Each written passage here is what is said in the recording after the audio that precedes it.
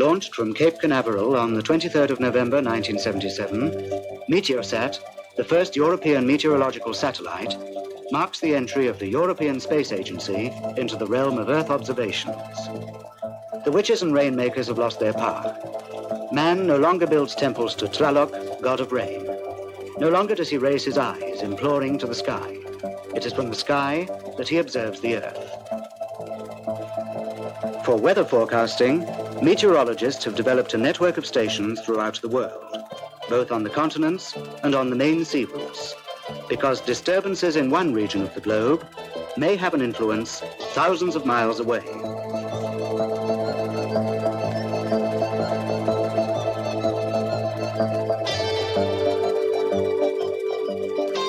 Since 1964, satellites have been increasingly used as observation platforms.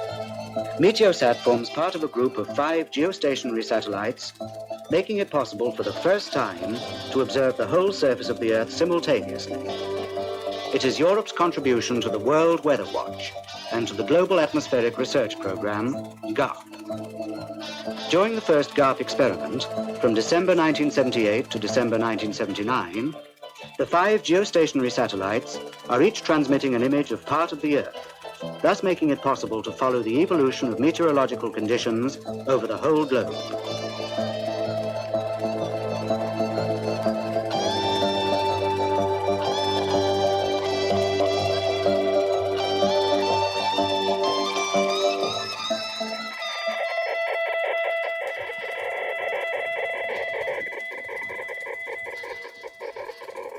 Meteosat provides the European Meteorological Services with information on cloud cover, sea surface temperatures, wind speeds, distribution of water vapor, and radiation balancers. The satellite has been manufactured by the European consortium Cosmos, with Aerospatiale as prime contractor. Other firms have been associated with the program. Matra have been responsible for developing the radiometer, the key element of the satellite.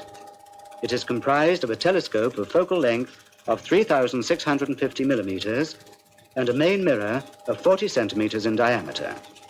It is the most advanced optical system so far used for space meteorology. 3 images of the Earth are taken simultaneously, one in the visible band of the spectrum, one in the water vapor absorption band, and one in the thermal infrared band. The infrared sensors are kept at a temperature of minus 190 degrees Celsius. In addition to the transmission of images to the ground, the telecommunications system as a whole enables processed images to be disseminated, data to be collected from fixed or mobile platforms, and interrogation of these platforms.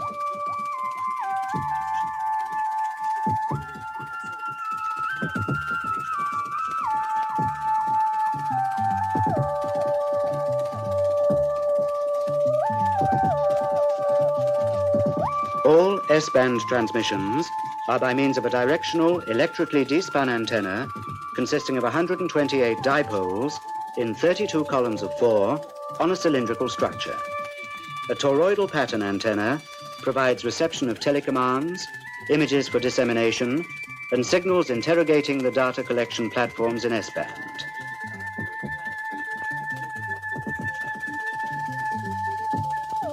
Meteosat is spin-stabilized with an angular accuracy of better than 0.3 degrees.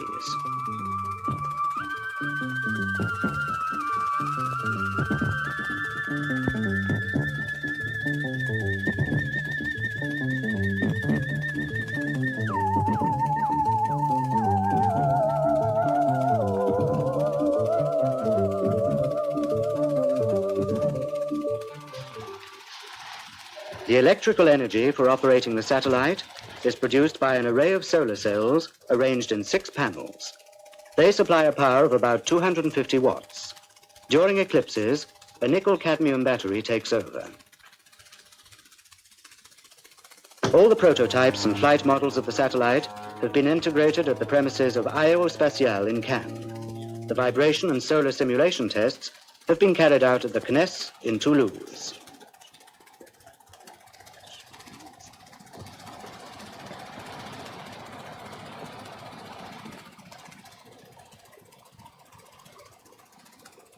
Meteosat 1, after a final examination, has been declared flight ready.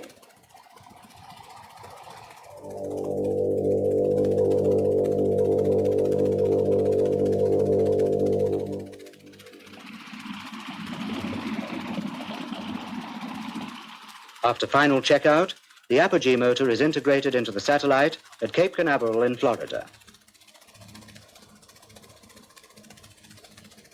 The whole is hoisted onto the launch tower for attachment to the top of the Thor Delta launcher.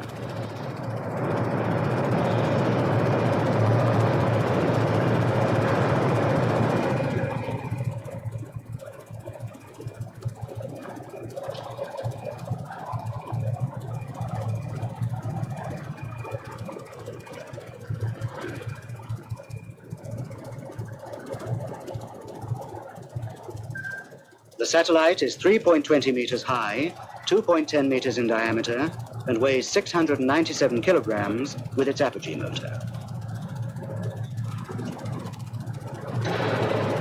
The launcher fairing is installed. It will protect the satellite as it passes through the atmosphere and will be jettisoned in two parts before the satellite is placed in orbit.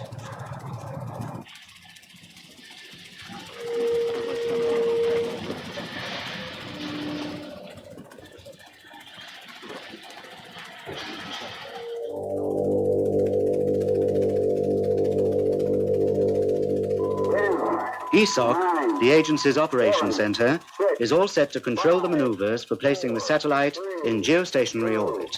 1, 0.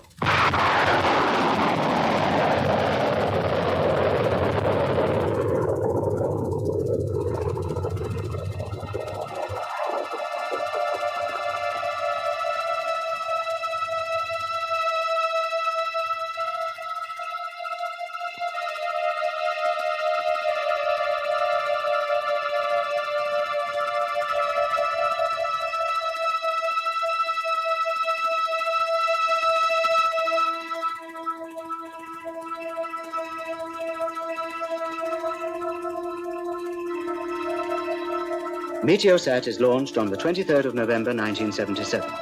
The Thor Delta launcher places the satellite and its apogee motor on an elliptical transfer orbit with a perigee of 185 kilometers and an apogee of 37,000 kilometers.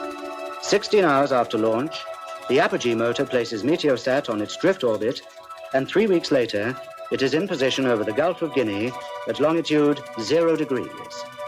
3 main missions are assigned to it, as follows. Its first mission is to transmit every half hour images of the Earth's surface and its cloud system in the visible and infrared parts of the spectrum. The image supplied by Meteosat is obtained, line by line, by successive scanning of the Earth's surface. At 100 revolutions per minute, a global image consisting of 2,500 lines is produced in 25 minutes. Its second mission is to disseminate the prepared meteorological images. Its third mission is to gather environmental data obtained locally by automatic platforms and to interrogate these platforms.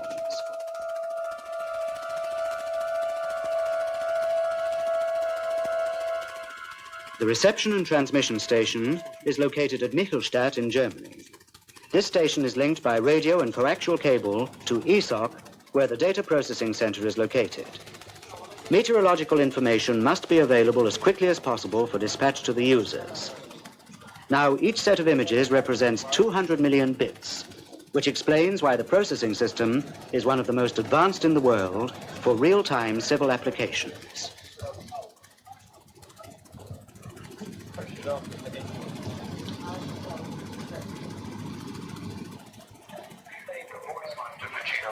Because I would like them to work on that to bring it up to data standard.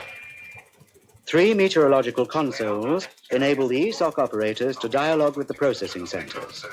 The wind velocity and direction are parameters extracted from the images.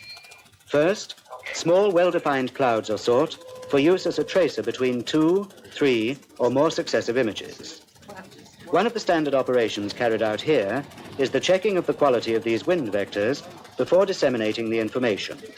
A vector with a badly defined tracer will be marked with a black square and eliminated.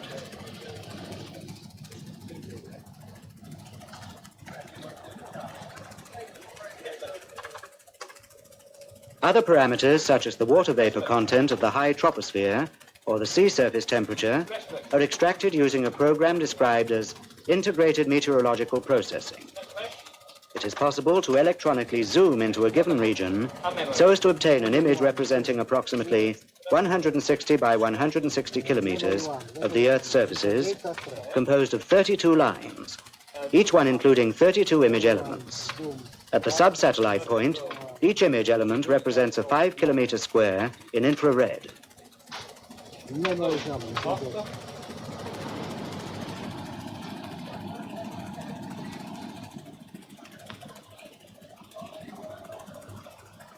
The operating of the satellite can be directly controlled on these consoles, and orders can be sent out to it from the keyboard. The operator, like an airline pilot, monitors several screens and thus ensures that the operations are running smoothly. The fully automatic station at Meteosat is also controlled here.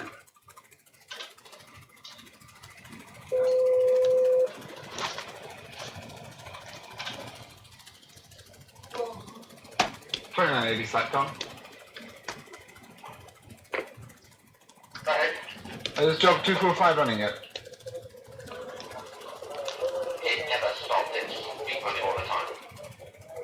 That's negative. You told me before you would advise me when it was running.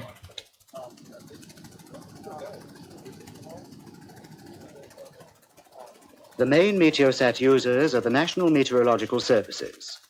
One of the user stations, the Lannion Space Meteorological Center, for example, can, by the study of the movement of significant cloud formations, make an accurate short-term weather forecast.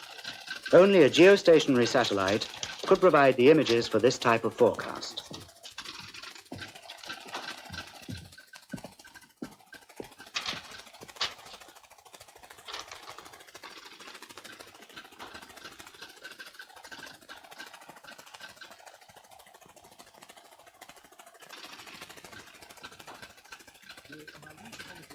The analysis of the cloud situation is then transmitted by high-speed coded facsimile over the national territory and by radio facsimile on long waves for Europe and Africa. The images transmitted by Meteosat provide a better understanding and better statistical knowledge of meteorological phenomena. From images taken every half hour, we can see in a few seconds the variations of a day or several days in the visible and also the infrared part of the spectrum, thus giving day and night coverage. In addition, infrared shows high-altitude clouds in white, medium-altitude clouds in gray, and warm land in black. Here we have in turn the same area viewed in the visible and infrared parts of the spectrum.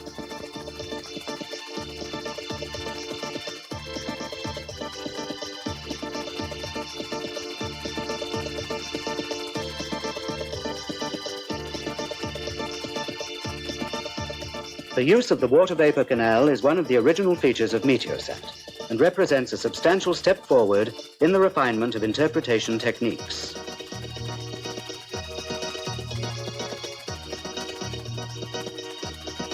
The cold air masses of the polar regions and the warm air from subtropical regions meet in the North Atlantic, where the fronts and depressions which bring rain or snow to Europe are formed. The water vapor window shows us that the mass of warm, humid air is moving towards the pole.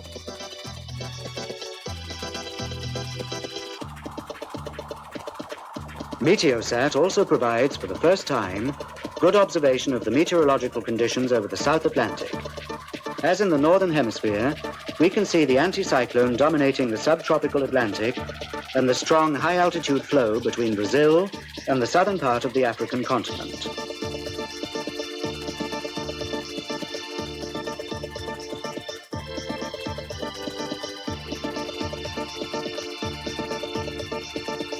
The high-resolution images provided by the visible channel show the weather over Europe in detail, or as here, on the African coast, the interesting cloud formation over the Canary Islands.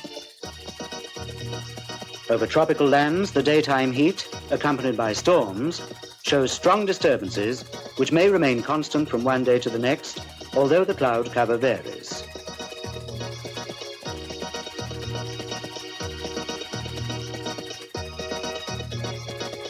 Meteosat has also revealed the importance of cloud formations over desert regions such as Chad.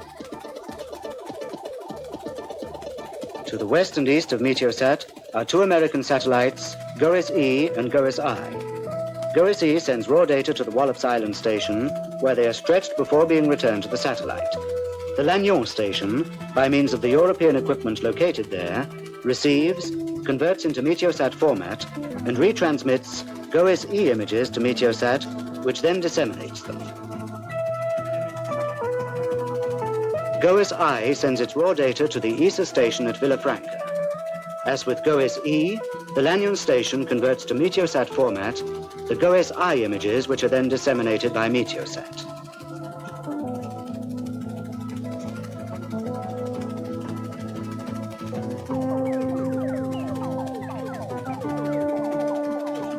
In addition to its own images, Meteosat is unique in disseminating images from two other geostationary satellites, which thus provides meteorologists with a field of observation covering about 2/3 of the globe.